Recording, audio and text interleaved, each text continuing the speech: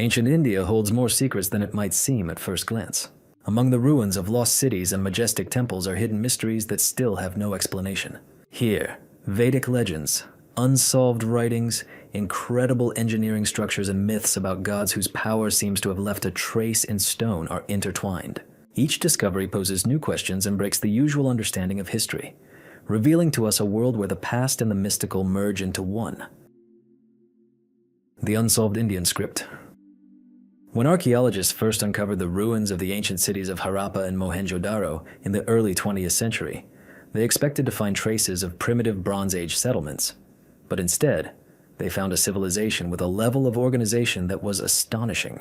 Geometrically verified streets, uniform brick standards, complex drainage systems, everything spoke of a well-thought-out urban culture. But the most surprising thing was that the inhabitants left behind a system of signs, carefully engraved on seals, tablets, and ceramics, which to this day remains one of the greatest mysteries of history. These signs are known as the Indus script. They are found everywhere, on small square soapstone seals, on fragments of pottery, on stone amulets. The number of symbols is small, only about 400, and this raises debate. Was it a full-fledged language or just a system of trademarks? A code understood only by merchants and priests. Some researchers see the beginnings of an alphabet in them, while others claim that we are looking at pictograms, where each sign denoted an object, idea, or name. But everyone agrees on one thing. The signs are repeated with a certain structure, which means that these are not random drawings, but a real writing system. Attempts to decipher the Indus script began 100 years ago.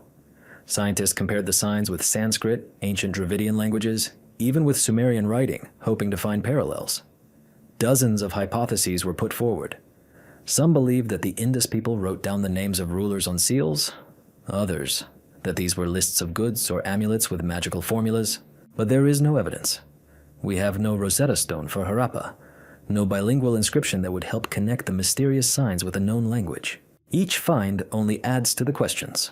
For example, the seals often depict a mysterious unicorn, an animal with one horn next to which symbols are carved. What is it?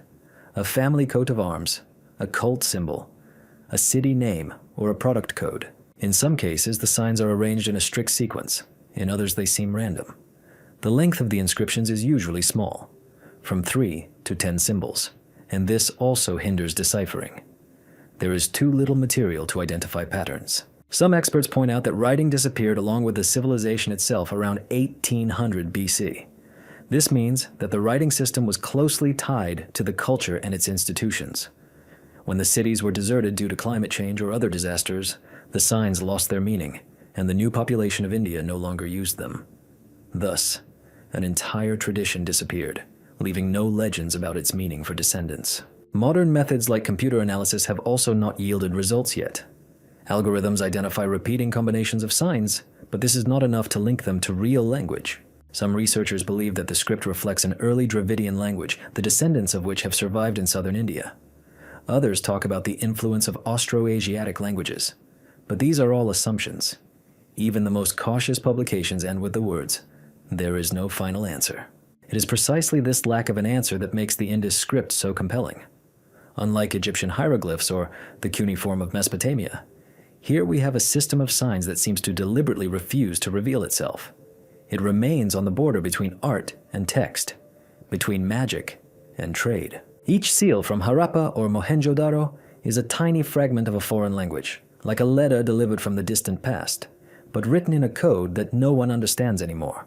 There are also bolder theories. Some believe that writing could have been connected with rituals, meaning that understanding its signs was only available to a narrow circle of priests. Others believe that it was a form of proto-writing, a system of symbols for managing the economy that never developed into a full-fledged language.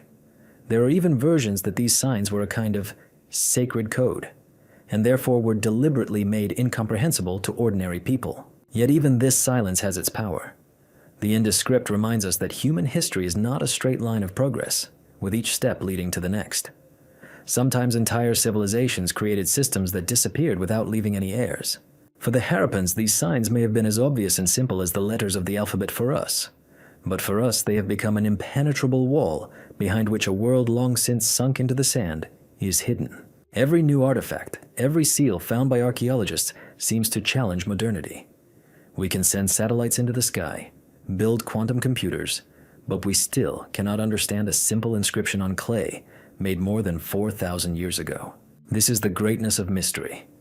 Ancient India has left us not only monuments, but also a riddle that tests the limits of our knowledge and reminds us that the past may be deeper and more complex than we think. The mystery of Mohenjo-Daro and its perfect sewerage system. When archaeologists first excavated Mohenjo-Daro, an ancient Indus civilization city in what is now Pakistan, they encountered something that was hard to reconcile with the Bronze Age. What they found was not a chaotic settlement, but a carefully planned city whose structure is striking even today.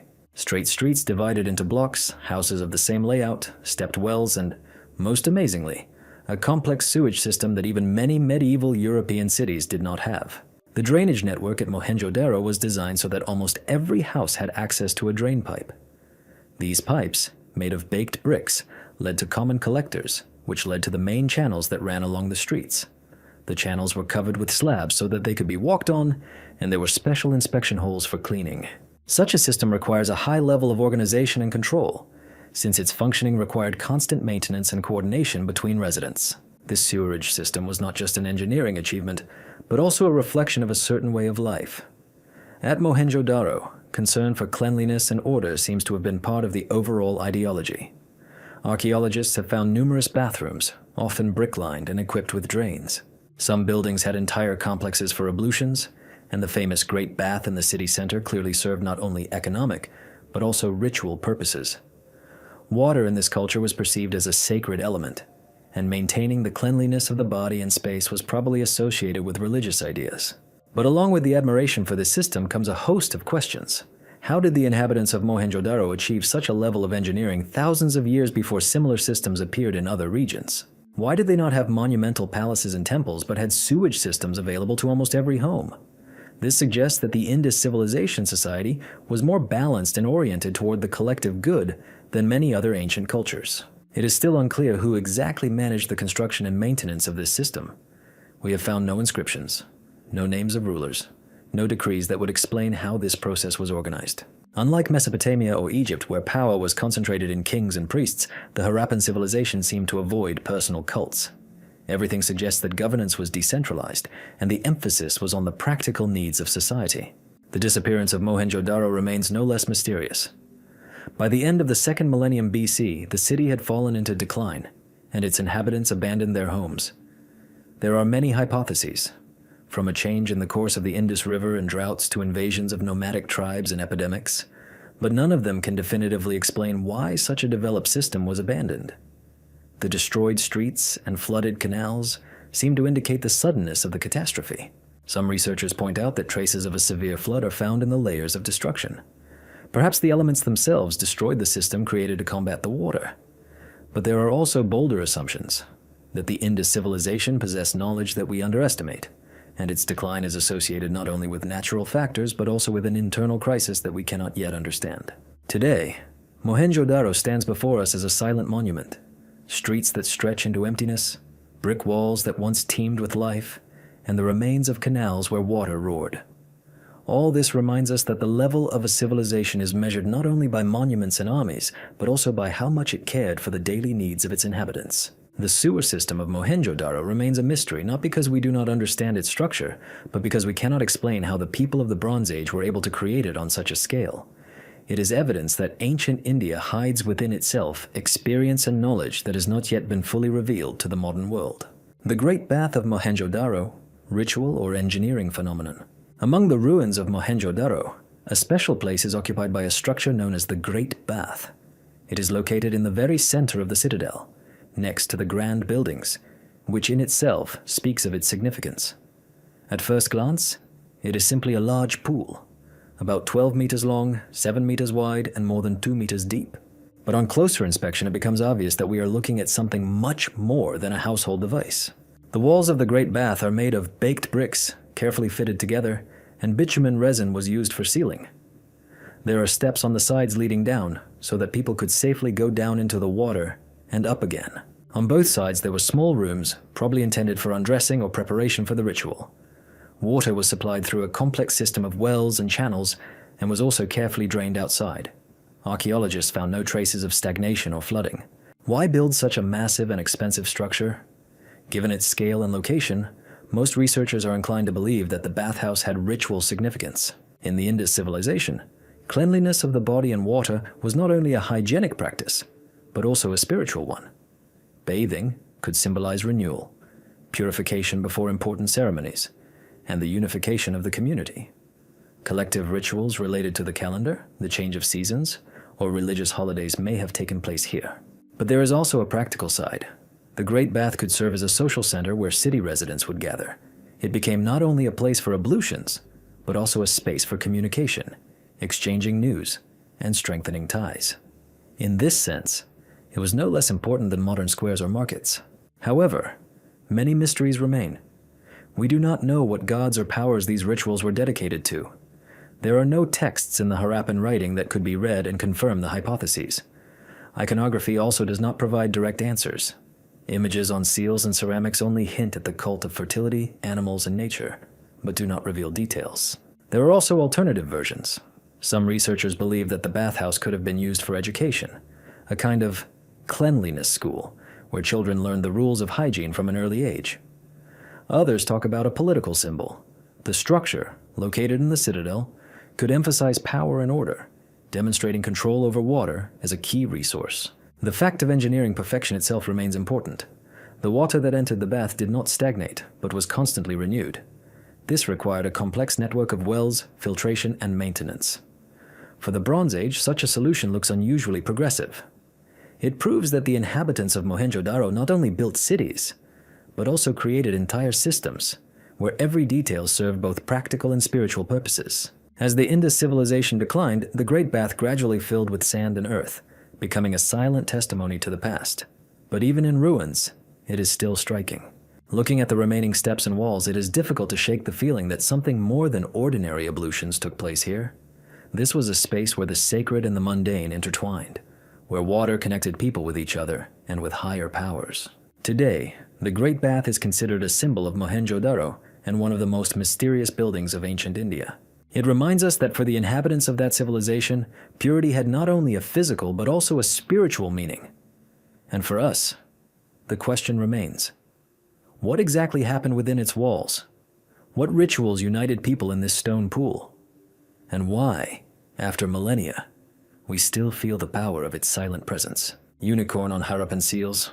Among the thousands of seals found at Mohenjo-Daro, Harappa, and other cities of the Indus civilization, one that is particularly common is the image of a mysterious animal that archaeologists call the unicorn.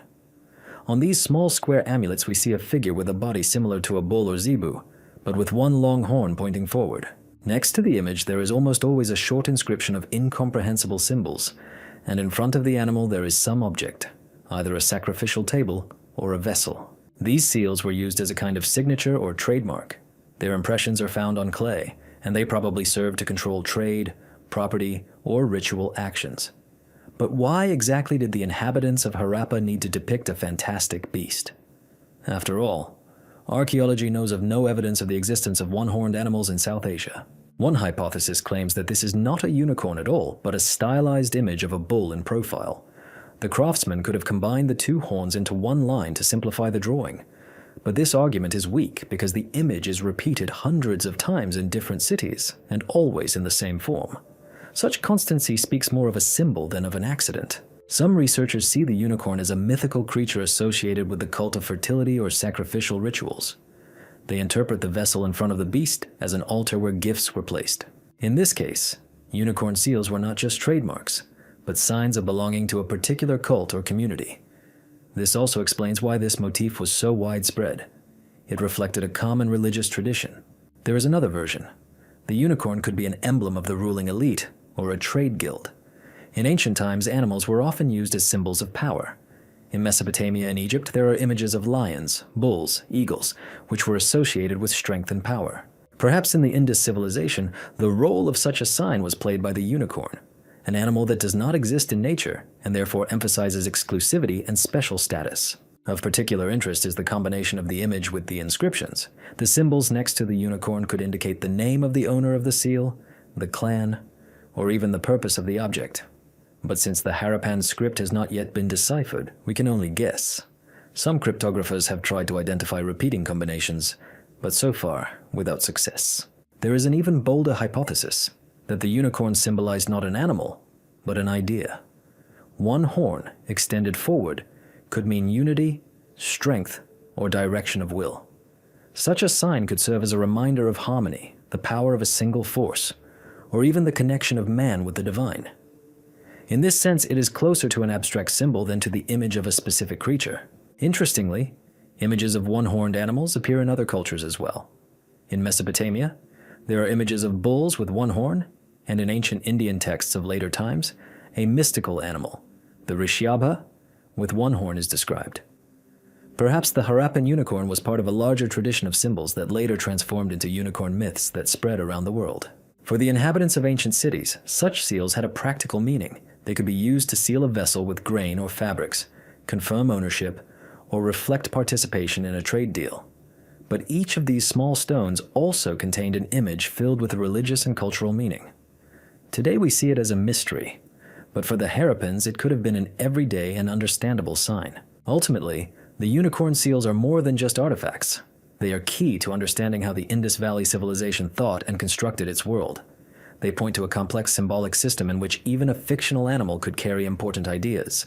And while the writing remains unsolved, it is precisely these images that become our main source of knowledge about the faith and worldview of the people who, more than 4,000 years ago, created cities whose secrets we still have not unraveled. Pashupati seal, an early image of Shiva or a forgotten lord. Among the most famous artifacts of the Indus civilization, the seal known as the Pashupati seal stands out. It was found in Mohenjo-daro and immediately attracted attention with its unusual image. On a small square piece of soapstone is engraved a figure sitting in a yoga pose, surrounded by animals. The figure has 3 faces, a horned headdress on its head, arms spread out to the sides, and around it are a tiger, a rhinoceros, a buffalo, and an elephant.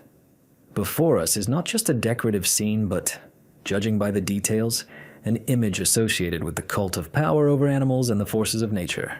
The name Pashupati is not accidental. In Sanskrit, this word means Lord of Beasts, and traditionally refers to the god Shiva. Some Indologists believe that it is here that we see the oldest image of this deity, even before it took shape in the Hindu tradition. The yogic pose, 3-faced appearance, and the surrounding wild animals really do echo the later iconographic motifs of Shiva. Archaeologists, however, argue. Some say it is clear evidence that Hinduism's roots go back to the Indus civilization.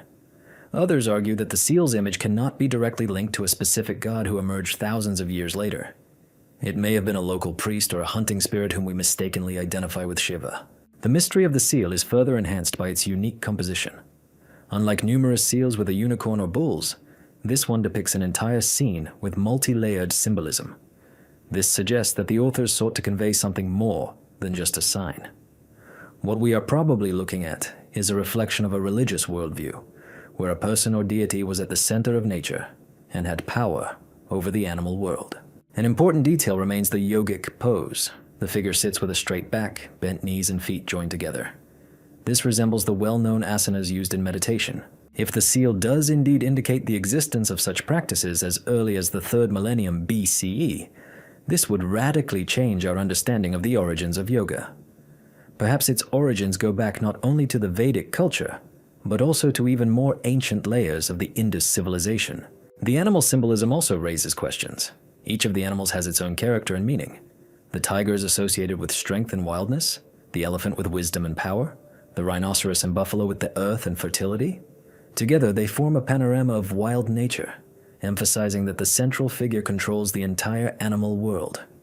This echoes the idea of Pashupati, the lord of living beings. But there remains a skeptical point of view. Some scientists believe that we are too eager to see in ancient artifacts what is familiar to us. Perhaps the inhabitants of Mohenjo-daro did not share our ideas about gods at all. For them, this scene could have meant not religion, but social status. Perhaps it was a depiction of a ruler demonstrating power over nature and people, or a symbol of shamanic practice where a person connected with the spirits of animals. The ambiguity creates space for myths and interpretations. The Pashupati seal has become one of the key arguments for proponents of the theory of deep continuity between the Indus civilization and Hinduism. It is also used in arguments that yoga and meditation arose much earlier than previously thought. But until we have a decipherment of the Indus script, the seal remains a mute testimony that can be interpreted in dozens of ways. Today, this tiny seal is kept in museums and copied in countless textbooks on the history of religions. Its photograph has flown around the world, and every time it is looked at, the same question arises. Is this an early Shiva, the spiritual forerunner of one of India's major traditions? Or a forgotten god whose name and cult disappeared along with the civilization? There is no answer, but its power lies precisely in this uncertainty. It reminds us that ancient India holds layers of beliefs that cannot be reduced to simple patterns. Unidentified Soma from Rig Veda. Among the many mysteries of ancient India, a special place is occupied by a mysterious drink which in the sacred hymns of the Rig Veda is praised as a source of strength, inspiration, and even immortality. It was called Soma. Dozens of hymns were composed about it. It was compared to a deity and was considered an obligatory element of rituals. But the most amazing thing about this story is that we still do not know what exactly was hidden behind this name, and what plant was used to prepare the drink that could cause sacred awe in ancient people. In hymns, Soma is described as something that gives wisdom, vigor, and clarity of mind. It was drunk by priests and warriors, seeking to connect with the gods and gain supernatural energy. Sometimes the drink was compared to a living being that flows through the veins and fills the body with divine power. The preparation process itself was shrouded in mystery. The stems of the plant were pounded with stones. The juice was filtered through wool filters and mixed with milk or honey. The resulting liquid was then poured into a sacrifice to the gods and eaten during the ritual. However, the question of what plant served as the basis for Soma remains unresolved. Archaeologists and botanists have put forward dozens of versions. Some believe that it was ephedra, a plant containing substances that stimulate the nervous system. Others suggest that Soma could be prepared from the red fly agaric, which has a psychoactive effect, known in the shamanic traditions of Siberia. There are versions about hemp, about poppies, about rare types of mountain herbs that are now difficult to find. Each hypothesis has supporters and critics, but none has been confirmed definitively. The difficulty is that the descriptions in the Vedas are poetic and metaphorical. They speak of a golden juice, a bubbling drink, force flowing in the veins, but do not give specific botanical characteristics.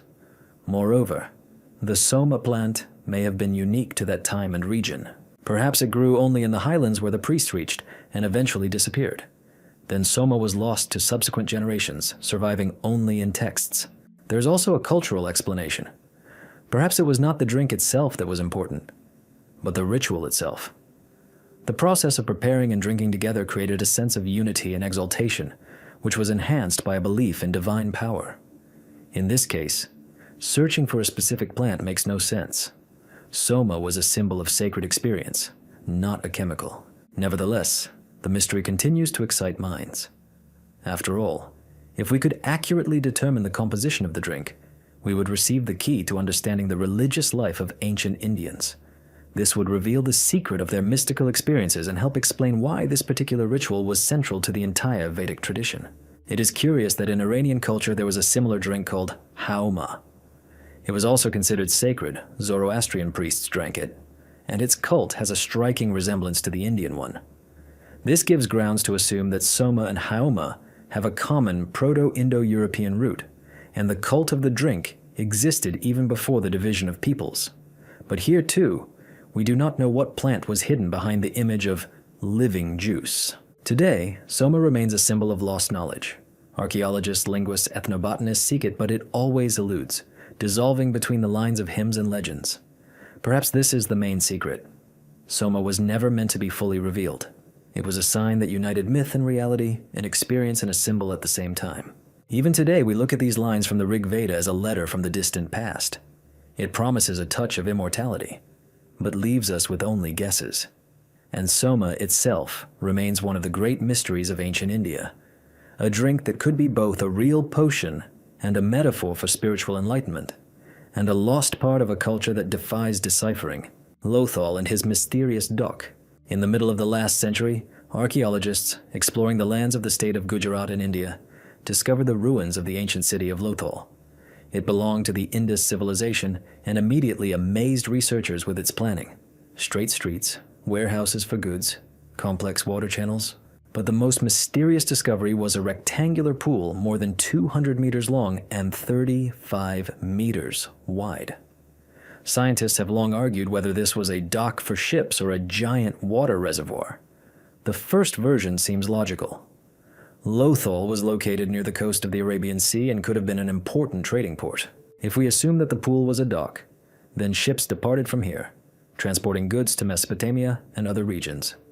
This is indicated by the finds of beads, seals, and artifacts, clearly connecting the city with foreign trade. The system of locks allowed the water level to be regulated, which corresponded to the tasks of maritime navigation. However, the geographical conditions raised doubts. Today, Lothal is located far from the coast, and even taking into account ancient changes in the riverbeds and the sea line, the distance seems too great. Some researchers believe that the pool could have been not a dock, but a grandiose reservoir. In this case, it would have provided the city with fresh water and protected it from seasonal droughts. The complex canals and dams around Lothal indeed confirm that the inhabitants were able to control water with amazing precision. But there is a third point of view. Perhaps the structure served several functions at once.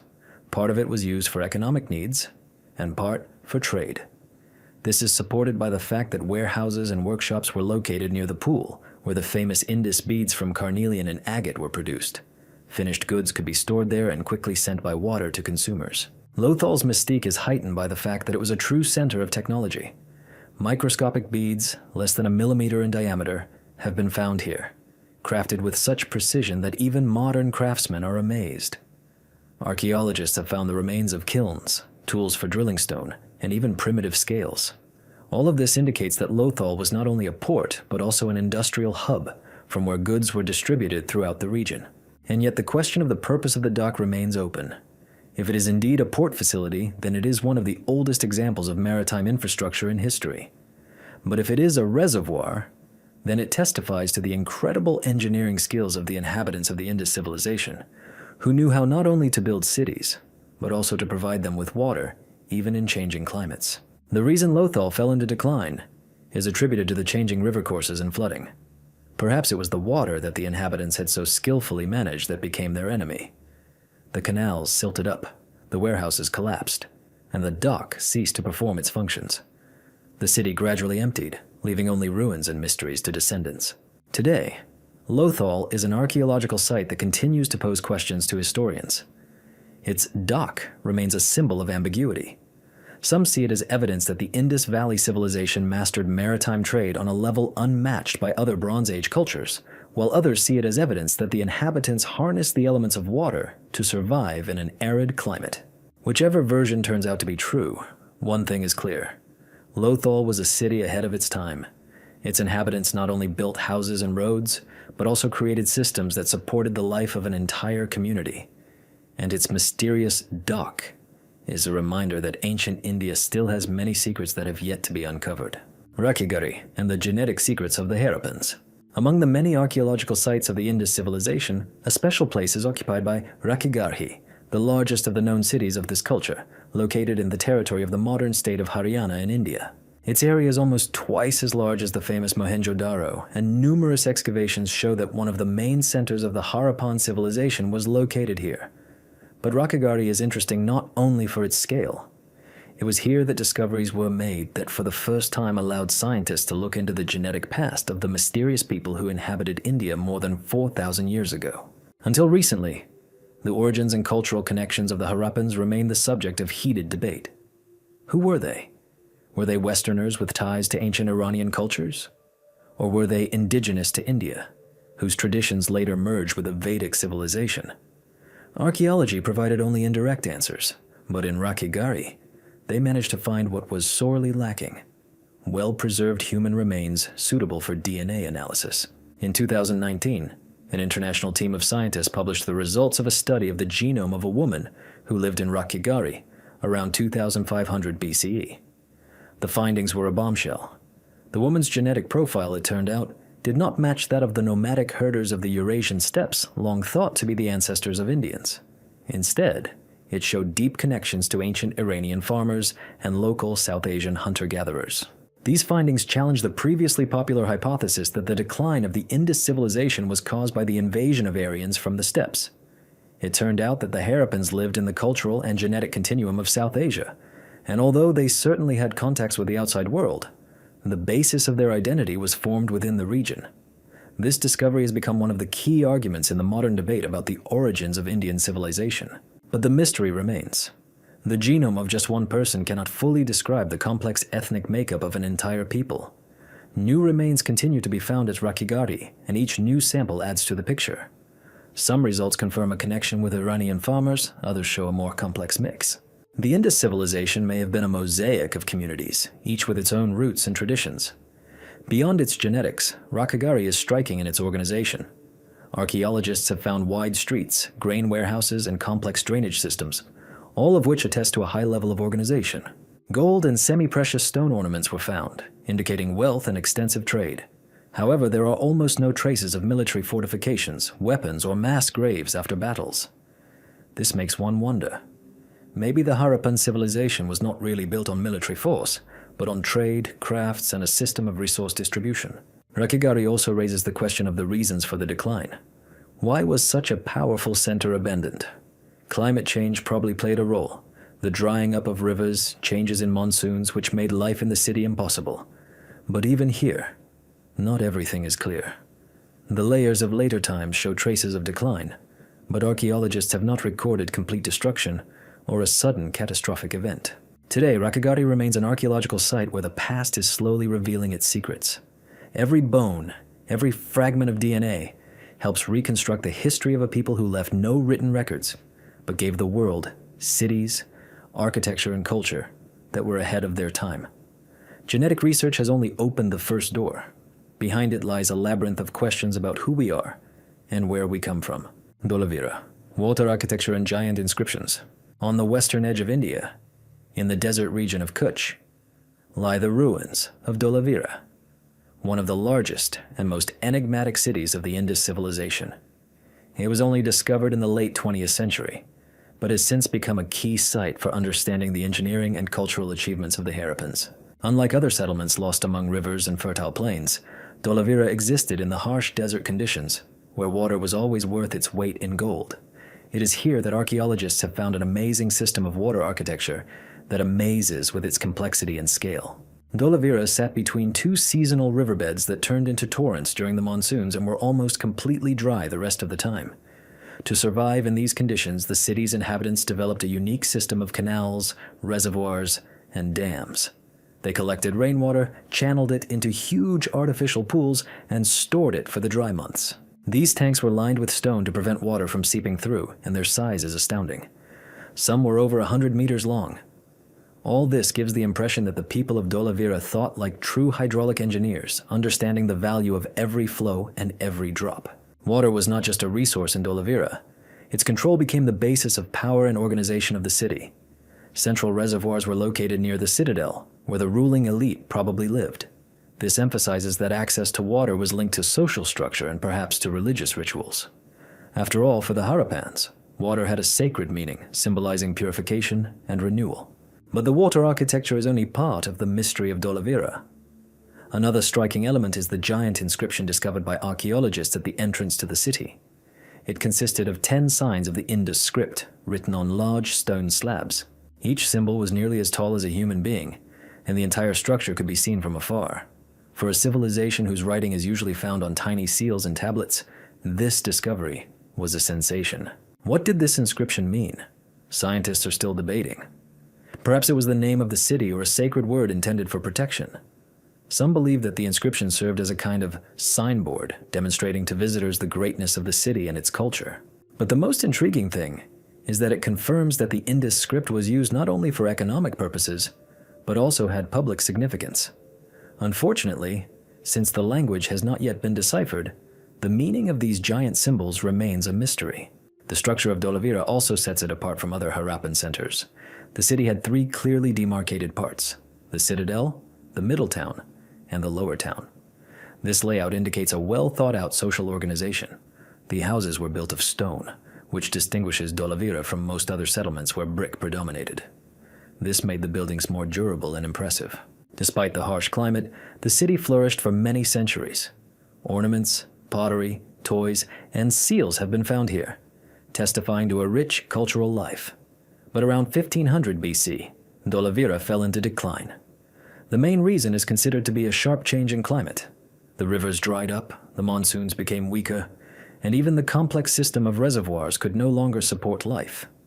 People gradually abandoned the city, and it turned into ruins covered by sand. Today, Dolavira is a UNESCO World Heritage Site and continues to amaze archaeologists.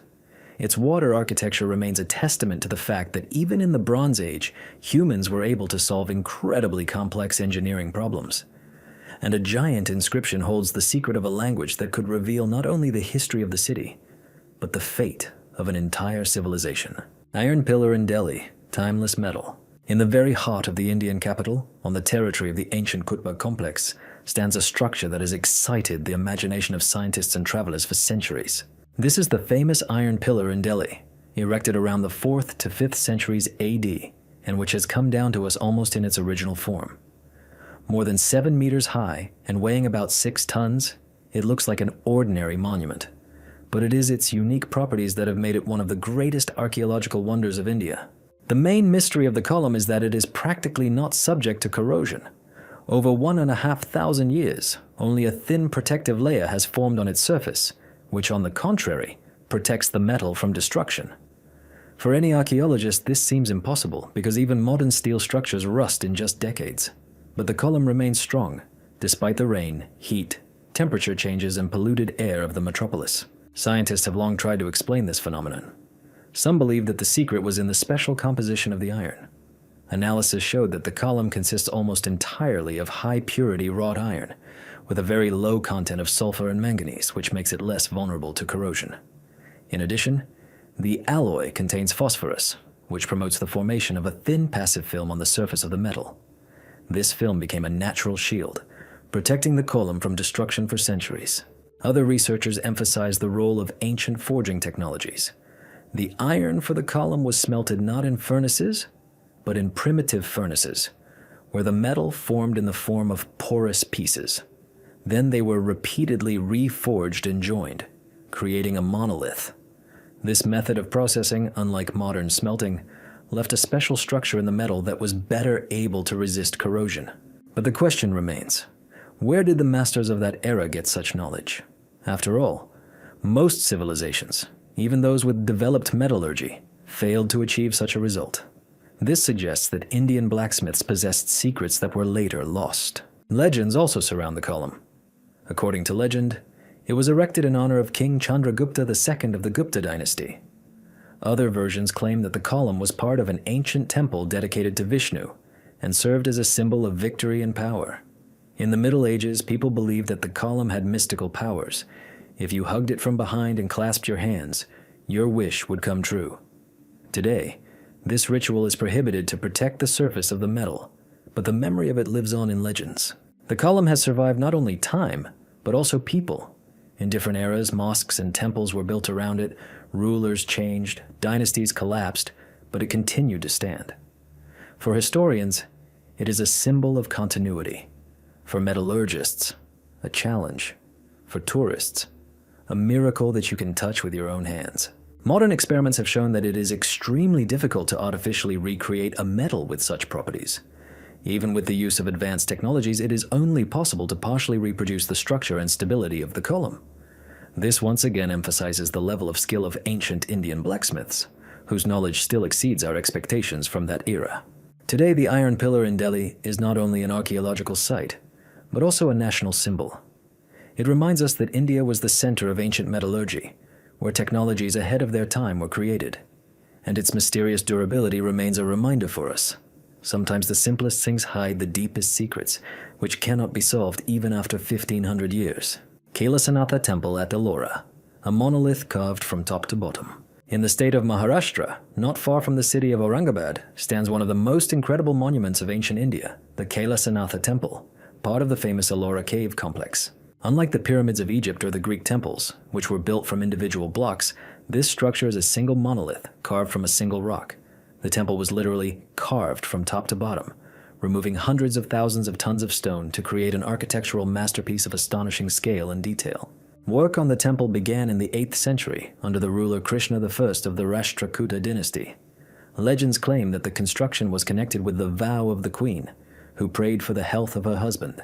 The architect allegedly promised to build the temple in a week, starting from the top and working his way down so that the queen could see the completed spire and end her hunger strike. Of course, this is just a legend, but it reflects the amazing construction method. The craftsman really did start from the top of the cliff and gradually carved out the entire building, as if freeing it from the rock mass. The temple is striking in its size. Its height exceeds 30 meters, its length is more than 80, and its width is about 50. Inside, there is a spacious courtyard surrounded by a colonnade, and in the center rises the main temple dedicated to the god Shiva. The entire complex is decorated with sculptures, figures of gods, demons, mythical animals. Scenes from the Mahabharata and Ramayana are carved directly into the stone. Each detail is made with amazing precision, despite the fact that the craftsman worked with simple tools. The engineering aspect raises no fewer questions than the artistic one. According to archaeologists, more than 400,000 tons of stone had to be removed to create the temple. Even if the work lasted for several decades, it would have required incredible coordination and the labor of thousands of craftsmen. But the most amazing thing is the symmetry and precision. There could be no mistake. Unlike construction from blocks, where a failed element can be replaced, in a monolith any miscalculation would mean a catastrophe. Scientists are still debating how exactly the craftsmen accomplished the task. Some believe that they used a system of marking and sequential removal of rock, while others suggest that the key role was played by the strict organization of labor and the tradition of passing on experience from generation to generation.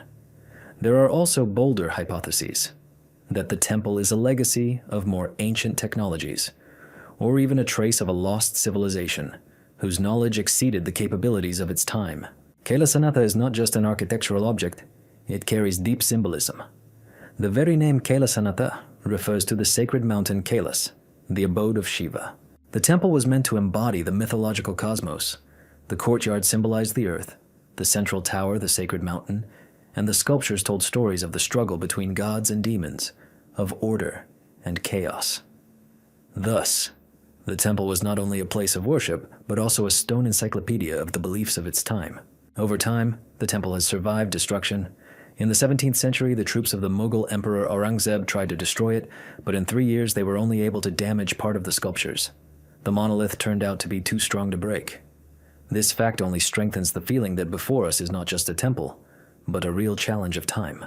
Today, Kailasanatha is a UNESCO World Heritage Site and remains one of India's greatest mysteries. Its scale, construction technology, and artistic richness place it among the world's greatest wonders. But along with the admiration, it leaves many questions. How are the proportions calculated so precisely? How are the colossal volumes of stone removed and hauled away? Why was this particular form, from top to bottom, chosen? We don't have answers yet.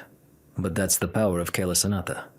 It remains an unsolved page of history, a monument that both inspires and confuses. Acoustic phenomena of the Ajanta Caves. Situated in the state of Maharashtra, amidst dense jungle and jagged cliffs, are the Ajanta Caves, one of the most impressive monuments of Indian art. These Buddhist monasteries and temples, carved into basalt rock, date back to the 2nd century BC and continue to amaze researchers not only with their paintings and sculptures, but also with their acoustic properties. It seems that ancient architects knew how sound works and consciously used this knowledge to create a spiritual experience. The Ajanta Caves consist of 2 types of rooms: the Chaitya Griha, a high-vaulted prayer hall with a stupa in the center, and the Vihara, the monastic cells and living quarters. The prayer halls are especially interesting. Entering such a hall, a person immediately notices an unusual effect. Sound here is not distributed as in ordinary rooms. A whisper near the wall can be heard in another part of the hall, and blows or singing create a long resonance. This effect is not accidental. The shape of the ceilings and the arrangement of the columns create an ideal acoustic system. When monks gathered in the hall and began choral singing, the effect was multiplied many times over. The voices merged into a single stream of sound, filling the space and creating a sense of mystical presence. The sound vibrated in the stone, reflected from the columns and returned back, strengthening the prayer. For a person inside, this was not just listening, but a deep spiritual experience, where vibration became part of meditation. Some researchers believe that ancient masters could intuitively understand the physics of sound. They created spaces in which acoustics helped to concentrate and enter an altered state of consciousness. Perhaps this knowledge was passed down from generation to generation and became part of sacred architecture. Interestingly, the acoustic effects of the Ajanta caves were studied by modern engineers and musicians. They recorded the sound of mantras and instruments, checked resonance, and echo. The results showed that the acoustics of the halls are indeed comparable to modern concert halls. But unlike the latter, everything here was created not with the help of complex calculations and technologies, but only by the intuition and experience of the masters. The Ajanta caves are also famous for their paintings. Scenes from the life of Buddha, images of gods, people, and animals have been preserved on the walls and ceilings. But if you look at them in combination with the acoustics, it becomes clear. The visual and auditory effects work together. When the light of the lamps illuminated the paintings and the sounds of mantras filled the hall, the space turned into a living meditation. All this adds to the mystery of the monument. Where did the ancient builders get such an understanding of sound? Were they conducting experiments to find the ideal proportions? Or was it part of a spiritual practice where the skill of building temples and the knowledge of vibrations were considered a single whole? There are versions that such effects could be used for teaching. Young monks, hearing their voice multiply and resonate in the hall, realized the power of the mantra faster. Thus, acoustics became not only a means of prayer, but also an educational tool. Today, the Ajanta caves are a UNESCO World Heritage Site. Tourists and researchers come here to see the frescoes and feel the unusual sound of space. But even modern technology finds it difficult to explain how such an effect was achieved with the simple tools of stonecutters. Ajanta reminds us that ancient India knew how to combine art, religion, and science into a single whole. Here, sound became a bridge between man and the divine. And this is what makes the caves not only an architectural marvel, but also one of the greatest acoustic mysteries of antiquity. The Sun Temple at Konark and its stone calendar wheels. On the coast of the Bay of Bengal, in the Indian state of Orissa, stand the ruins of a temple that has long been called the Chariot of the Sun. The Sun Temple at Konark was built in the 13th century by King Narasimha Deva I, and was conceived as a giant stone chariot on which the god Surya would race across the heavens. Even in ruins, the temple is striking in its scale and detail, and its symbolism still causes controversy among historians and archaeologists. The main feature of Konark is the 12 giant stone wheels carved on the sides of the temple. Each wheel is 3 meters in diameter and consists of spokes decorated with intricate carvings. At first glance, they serve only as decorative elements emphasizing the image of the chariot. But careful observers have noticed that the wheels are positioned with such precision that they can function as a sundial. The shadow falling on the spokes shows the time with amazing accuracy.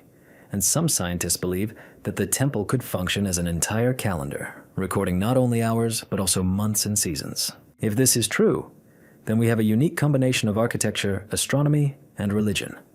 The designers of the temple were driven not only by faith, but also by the desire to fit the cosmos into stone. This is a characteristic of the Indian tradition. Sacred space has always been connected with the movement of celestial bodies. The Temple of the Sun thus became not only a place of worship, but also an instrument for understanding time, connecting people with the cosmic order. But the mysteries of Konark do not end there. According to legend, the temple spire was topped with a giant magnet, thanks to which the iron parts of the structure were held without fasteners. The magnetic field was believed to be so strong that it affected ships passing near the coast, throwing off their compasses. Archaeologists have found no direct evidence for this story, but the fact that it existed shows what impression the temple made on its contemporaries. The temple was built of hard chlorite and sandstone, and at one time it rose to a height of over 70 meters. Its walls were decorated with hundreds of sculptures depicting gods, musicians, dancers, and mythical creatures. Many of them have survived to this day and are striking in their subtlety of execution. But the temple is also known for its explicit erotic sculpture, similar to that seen in Khajuraho. It remains a mystery to researchers. Why were scenes of intimate life depicted in the Temple of the Sun? Perhaps it reflected the idea of the unity of the cosmos and human existence, where even sensuality was considered part of the divine order. Over time, the temple began to deteriorate. Sea erosion, earthquakes, and raids are cited as the cause. By the 16th century, its central tower had collapsed, and the temple had lost its former grandeur. But even the ruins continue to inspire admiration. Today, Konark is a UNESCO World Heritage Site and remains one of the great mysteries of Indian architecture. What is hidden behind the image of the stone chariot? Was the temple in Konark just a monument to a religious cult dedicated to Surya? Or was it also a device that linked time, space, and man? Could the ancient masters have had knowledge of astronomy that we underestimate? Konark stands as a silent witness to the fact that for ancient India, a temple was not just a place of prayer, but an entire universe carved in stone. Its wheels still seem to turn in time, reminding us that the line between faith and science was much thinner in the past than we are accustomed to thinking. Brihadishvara and the mystery of lifting the giant Shikara. In the city of Thanjavur, in southern India, stands the Brihadishvara temple, one of the most grandiose structures of Dravidian architecture. Built in the 11th century by King Rajaraja Chola I, it became a symbol of the power of the Chola dynasty and the pinnacle of temple architecture in South India. But at the same time, the temple holds a secret that still amazes researchers. How did the ancient masters manage to erect a huge stone shikara weighing about 80 tons on its top? The temple tower rises to a height of over 60 meters and is crowned with a monolithic dome, shikara. This element is not just decorative, it symbolizes the mythical mountain, Meru, the center of the universe in Hindu cosmology. For the faithful, the shikara served as a visible embodiment of the connection between the earthly and the heavenly. And for architects, it was a formidable engineering challenge. How to lift such a massive stone block to such a height without modern cranes and machinery? There are several hypotheses. The most common one claims that the builders used a giant earthen ramp that stretched for several kilometers. The block was slowly pulled along it on sleds, using ropes, rollers, and the strength of hundreds of workers and animals. This version seems plausible, because a similar method was used in other cultures to transport heavy stones. But the question remains, where are the traces of this ramp? It must have been a grandiose structure, but archaeologists have not found any obvious remains. Another hypothesis suggests using a system of levers and wooden towers, where the block was raised gradually, floor by floor. Such a method would require incredible precision and coordination of actions, because any mistake could lead to the collapse of the entire structure. In addition, to lift such a heavy stone, ropes and mechanisms were needed that could withstand enormous loads. It is doubtful that such materials existed at that time in sufficient quality. There are also bolder versions. Some researchers believe that the block was installed at an early stage of construction, and everything else was built around it. But this method also seems dubious. The monolith is too massive to be left in place from the very beginning, without disrupting the work. Either way, the mystery remains unsolved. But one thing is clear. The builders of Brihadishvara had outstanding knowledge in the field of engineering and labor organization. The temple was built in a relatively short time, less than 10 years, which in itself is amazing. Apart from the shikara, the temple is famous for other features. Its walls are covered with exquisite carvings, and the frescoes inside tell of the king's exploits and mythological stories. The courtyard contains a giant statue of Nandi, Shiva's sacred bull, carved from a single stone. All this creates the impression that the temple was conceived as a stone universe, where every detail is symbolic and filled with sacred meaning. The mystery of the shikara only reinforces this feeling. For the inhabitants of the 11th century, its installation may have seemed like a miracle, a sign of divine help to the king. For us, however, it remains an example of how ancient masters solved problems that we are accustomed to consider only possible with modern technology. Today, the Brihadishvara Temple is a UNESCO World Heritage Site and continues to amaze pilgrims and scholars alike. Its majestic tower is visible from afar, and as one looks up at the monolithic shikara, one cannot help but wonder how these stone giants rose to the top, so that thousands of years later we can marvel at their beauty and mystery. Rani Ki Vav stepwell and its symbolism.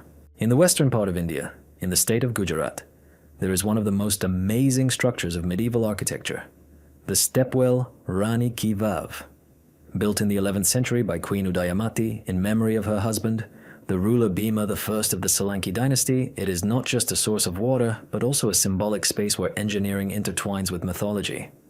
Today, the well is included in the UNESCO World Heritage List and is considered a masterpiece of underground architecture in India. At first glance, Rani Ki Vav is a huge shaft more than 20 meters deep, with 7 levels of terraces and galleries leading to it.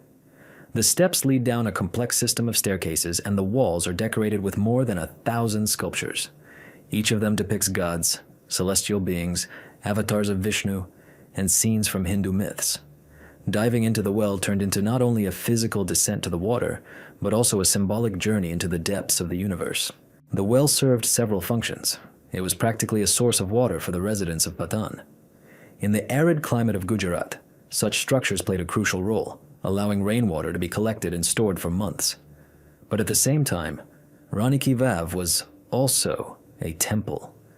Each terrace, each level led deeper, from light to darkness, from the earthly to the sacred. Water in the Hindu tradition symbolized purification and rebirth, and the descent to it was perceived as a ritual connecting man with the divine.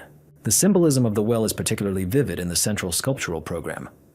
On the lower levels are images of Vishnu and his 10 avatars, from the Matsya fish to Krishna and Rama. This sequence seemed to tell of the cycles of time and the constant rebirth of the universe. The descent became a spiritual journey where one passed through mythological stages to reach pure water, symbolizing truth and liberation.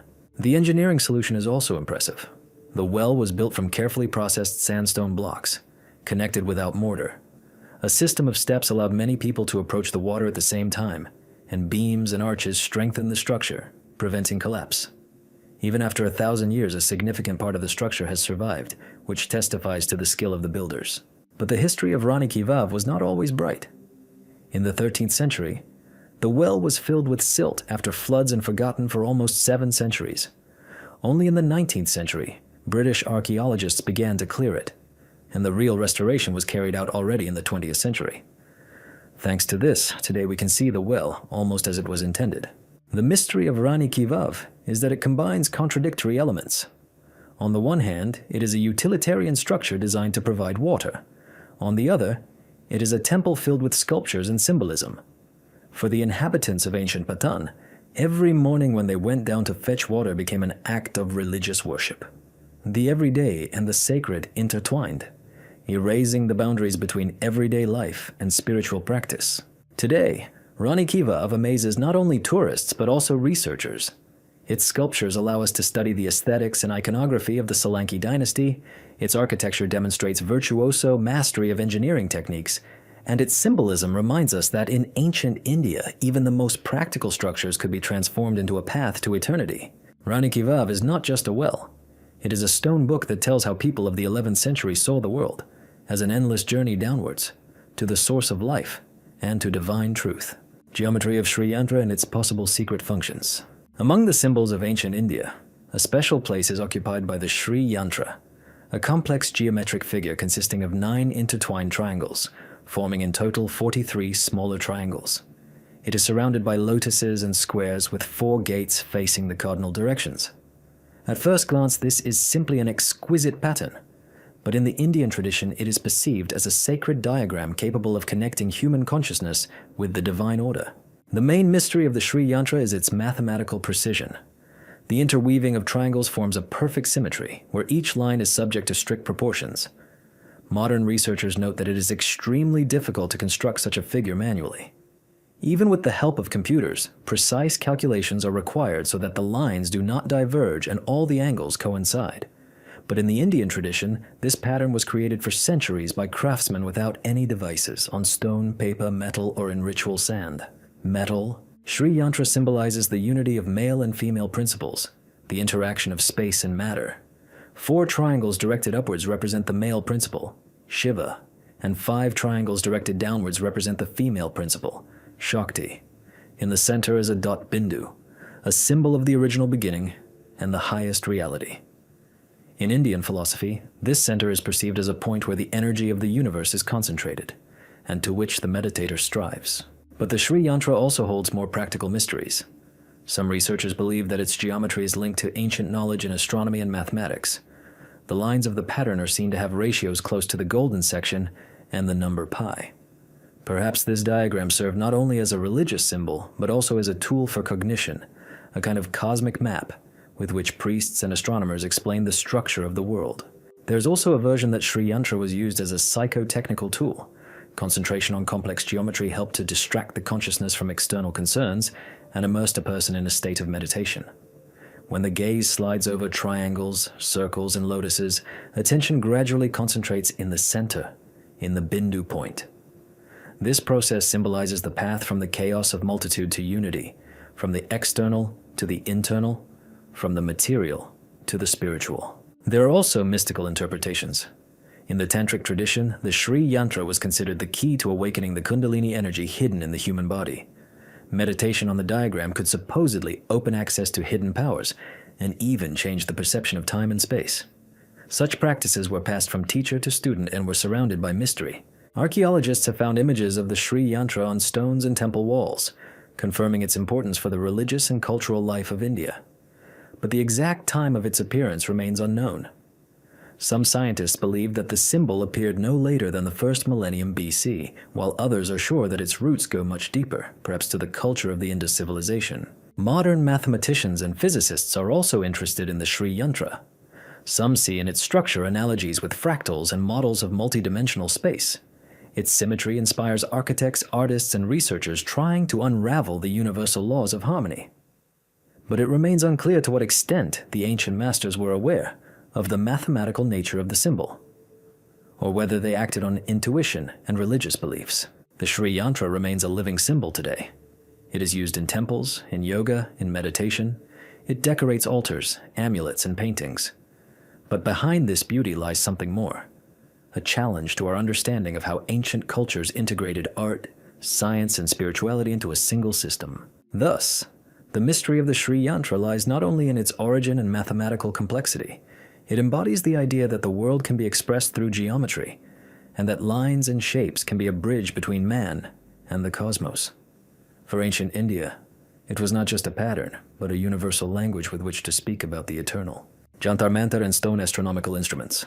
In the center of Jaipur, the Rose City in the Indian state of Rajasthan, stands an unusual architectural complex, Jantar-mantar. At first glance, its monumental structures resemble abstract sculptures or the scenery of a science fiction film. But in fact, it is one of the most amazing astronomical observatories in the world, built in the 18th century by Maharaja Jai Singh II.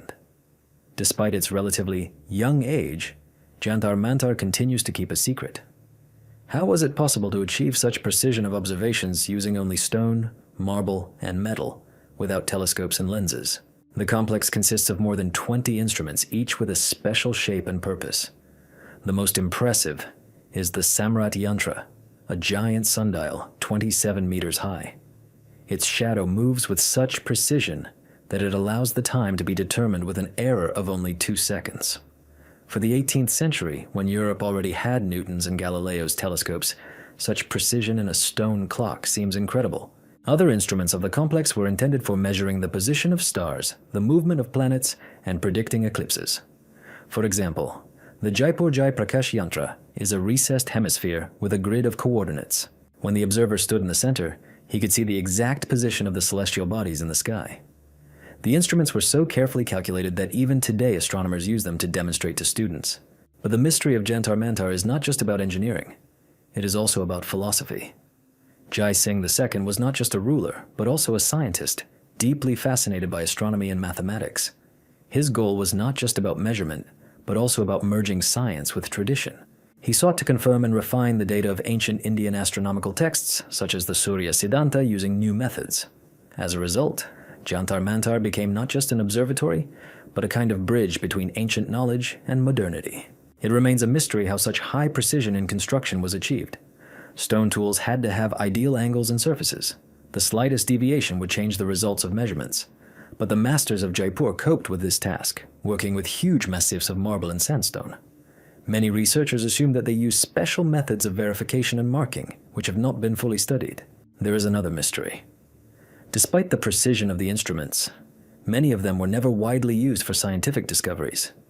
Perhaps it is because Europe soon gave the world new telescopic methods that allowed them to see what was inaccessible to stone instruments. But in India, Jantar-mantar remained a symbol of the desire to connect space and architecture. The form of the structures is striking in its monumentality and symbolism. It seems that these are not just instruments, but temples of science. Their scale inspired respect for the cosmos, and their use turned into a ritual. For the inhabitants of Jaipur, they were not only a technical achievement, but also an expression of a worldview where observing the sky was an act of spiritual quest. Today, Jantar-mantar is a UNESCO World Heritage Site.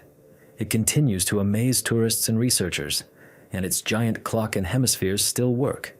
For us, It is a reminder that science can be embodied not only in laboratories and instruments, but also in stone transformed into architecture. The mystery of Jantar Mantar is that it demonstrates that even without sophisticated technology, humans could find ways to measure time and the movement of stars with stunning accuracy. It is a legacy where geometry and belief in the harmony of the universe took material form, and where astronomy became part of architecture and spiritual quest. Underwater Dwarka and coincidences with the legends of Mahabharata. Off the coast of the Indian state of Gujarat, in the waters of the Arabian Sea, archaeologists have discovered what many consider one of the most astonishing discoveries of recent decades: sunken ruins known as underwater Dwarka. Legends about the city of Dwarka, built by Krishna himself, occupy an important place in the epic Mahabharata. According to the texts, this city was built on the coast and shone with golden palaces, but after Krishna's death, it sank under the water. For a long time, these stories were considered myths, but excavations at the bottom of the sea unexpectedly revived old legends. The first underwater explorations off the coast of Dwarka began in the 1980s. Indian archaeologists discovered stone blocks, foundations and structures resembling walls and piers. Some of the finds date back to the 3rd to 2nd millennium BC, which is remarkably time corresponding to the Indus civilization. The finds include anchors, pottery, stone tools, and household items, indicating that there was indeed a developed settlement here. Comparisons of these artifacts with the descriptions from the Mahabharata have generated much debate. The epic describes Dwarka as a city built on water and divided into quarters filled with temples and palaces. Underwater ruins found off the coast also show signs of planning. Straight lines, geometric shapes, structures that clearly could not have arisen by chance. This has led some researchers to speculate that the legend may have a historical basis. However, opponents of this theory point out that the evidence is still insufficient. The dating of the artifacts remains controversial, and underwater research is complicated by currents and limited visibility. Many of the stone blocks could be natural formations that only resemble ruins. Nevertheless, the number of finds continues to grow, and each new expedition adds arguments in favor of the fact that a large port city once existed on the site of modern Dwarka. One of the most striking finds was stone anchors, similar to those used in Mesopotamia and Egypt.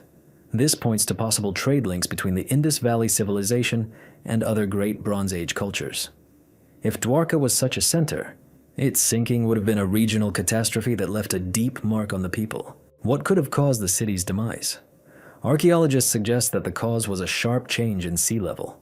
The waters of the Arabian Sea could have risen due to tectonic shifts or melting glaciers. Similar catastrophes are known in other regions, and they often became the basis for myths about sunken cities. For the inhabitants of ancient India, the disappearance of Dwarka could have been seen as a punishment from the gods, or as a mystical event associated with the death of Krishna. Today, underwater Dwarka remains the subject of active research. Indian archaeologists continue to survey the bottom using sonar and underwater robots, but there are no final conclusions yet. For some, this is confirmation of ancient texts. For others, it is a coincidence. But in any case, the findings indicate that the Indian coast in ancient times was much more developed than previously thought. The mystery of Dwarka reminds us that the line between myth and history is not always clear. Perhaps the Mahabharata epic preserved the memory of a real city lost in the sea. Or perhaps we are merely superimposing our expectations on the traces of ancient settlements. But one thing is clear. Water hides secrets that can rewrite ideas about India's past. Underwater Dwarka is myth and archaeology, legend and science at the same time. It combines texts that have inspired believers for millennia with finds that can be touched with your hands. And it is in this combination that the feeling is born that myths sometimes contain more truth than we are ready to admit. The mysterious standardized weights and measures of Harappa. One of the most astonishing discoveries made by archaeologists studying the cities of the Indus civilization were tiny weights and measuring cubes made with astonishing precision. They were found in Harappa, Mohenjo-daro, and other settlements and indicate that more than 4,000 years ago, the inhabitants of the Indus Valley used a single system of measures and weights. For the Bronze Age, this seems incredible. After all, standardization presupposes a highly organized society and a wide trade network. But why did they need such precision? And why did this system disappear along with the civilization itself? Harappan weights are most often made of hard stone, chlorite, jasper, or quartzite. They have a regular cube shape and are distinguished by their exceptionally fine processing. The weight of each corresponds to a certain standard, a multiple of the basic module of about 13.7 grams. Lighter and heavier samples fit exactly into multiple values, which indicates a strict metric system.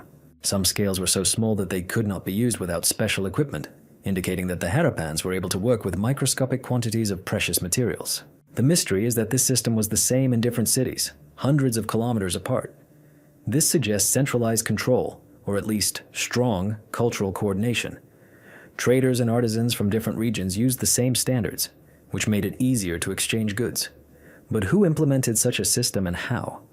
We have no answers in the written sources, and the archaeological evidence only shows the result, a surprising unification. These weights were apparently used to measure not only grain or metals but also more valuable materials, gold, silver, and stones for jewelry. This is indicated by the finds of bead and jewelry workshops next to sets of weights. Such crafts required the highest precision, and the Harappans achieved it. Some scholars believe that it was this culture that gave rise to the idea of exact weight in trade, which later spread throughout the world. The system of length measures is no less curious. Archaeologists have discovered ivory measuring rulers with divisions made with an accuracy of 1.7 millimeters. For the Bronze Age, this is an incredible level of accuracy. Moreover, these divisions correspond to the proportions used in the planning of streets and buildings. It turns out that cities were built according to pre-calculated modules, and not chaotically. And yet the central question remains, why did such a perfect system disappear? When the Indus civilization declined, so did standardization. Later Indian cultures did not preserve these weights and measures intact. Perhaps the collapse of trade and the drying up of rivers destroyed the need for a unified system. Perhaps the very idea of centralized control was lost along with the cultural tradition. There is also a more mystical version. Some researchers believe that uniform measures had not only practical, but also sacred significance. In ancient cultures, numbers and proportions were often associated with cosmic order. If this is so, then the Harappan weights could symbolize not only trade, but also the harmony of the world, and the disappearance of this system became not just an economic, but also a spiritual crisis. Today, the small stone cubes from Harappa are kept in museums and look modest, but their simplicity hides a huge mystery. How did Bronze Age people create and maintain such a precise system? Why was it important to them? And why did they lose it, leaving their descendants without an explanation?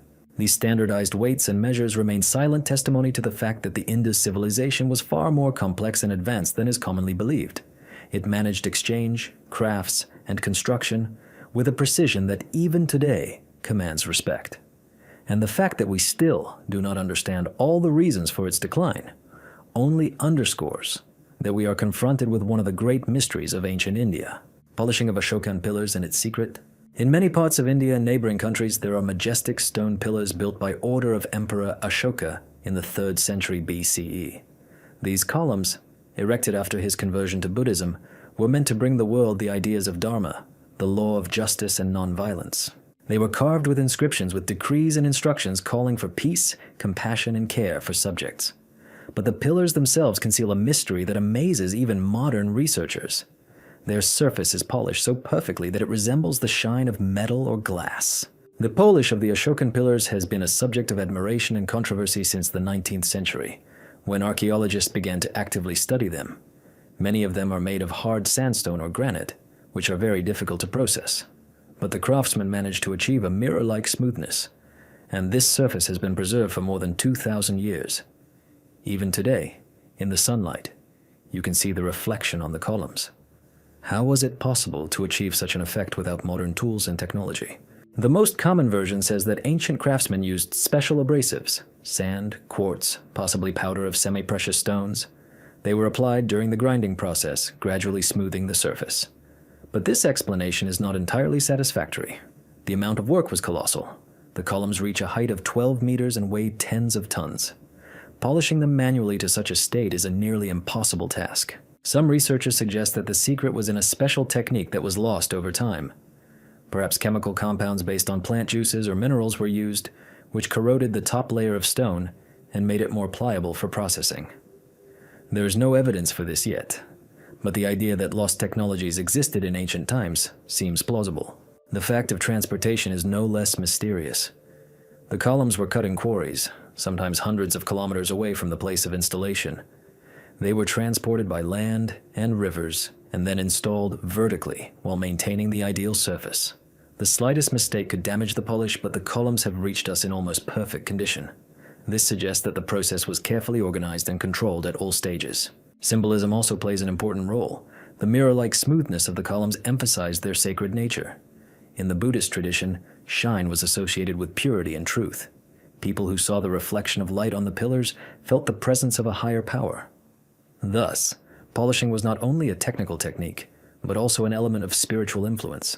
Some pillars are topped with capitals in the shape of lions, bulls, or elephants, executed with the same care. The most famous of these is the lion capital from Sarnath, which has become a national symbol of India. Its finish and smoothness of surface are in no way inferior to the columns themselves. This once again proves that the craftsmen had a technique that allowed them to achieve an effect unachievable for most other ancient cultures. Comparisons with other civilizations only add to the mystery. Egypt and Mesopotamia also knew how to polish stone, but not on such a large scale or with such durability. The Ashokan pillars show no signs of rough processing. They look as if they were made with tools we simply do not know. Today, the polishing of the Ashokan columns remains one of the unsolved mysteries of history. We can only speculate about the methods used by the craftsmen. Was it secret abrasive mixtures, chemical processes, or incredible manual dexterity? Whatever the case, the fact remains that 2,500 years later, the columns still sparkle in the sun, reminding us that ancient India possessed knowledge and skills that we do not fully understand. The mysteries of ancient India remain open books of stone and water, whose pages we have not yet learned to read. Writing, temples, cities, and symbols continue to keep secrets, reminding us that the history of humanity is deeper and more complex than any of our ideas about the past.